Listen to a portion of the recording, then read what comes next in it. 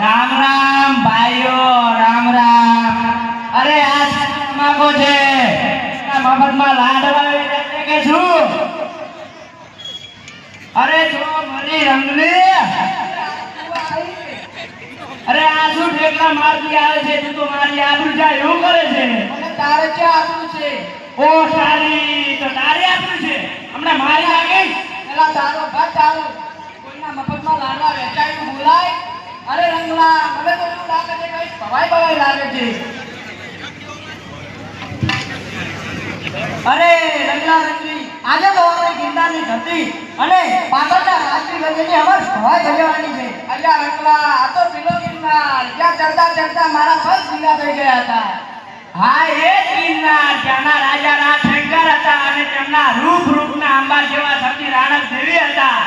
પણ રંગલા, પાટણના રાજા સિદ્ધરાજ જયસિંહે જૂનાગઢ પર ચડાઈ કરી અને કપડથી જૂનાગઢ જીતી લીધું.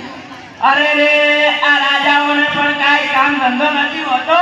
આખો દિવસ નવરા બેઠા લડા જ કરે, પછી શું થાય નાયકજી? તો ચાલો આપણે ભવાઈ જોઈએ.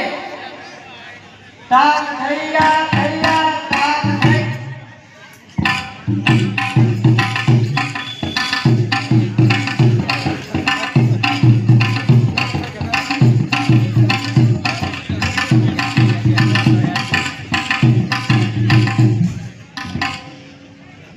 પ્રધાનજી, આપણા રાજ્યમાં કેવી હવા ચાલી રહી છે?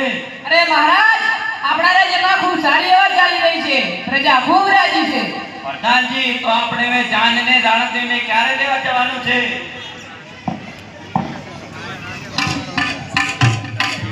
ચાલો પાટણમાં, ચાલો પાટણમાં, ચાલો પાટણમાં, ચાલો પાટણમાં. મહારાજની જય હો, મહારાજની જય હો. અરે રે મહારાજ, ગજબ થઈ ગયો. આપણે જે પટરાણી બનાવવાની હતી તે રૂપસુંદરી રાણકીને રાહ ફેંકા લઈ ગયો છે.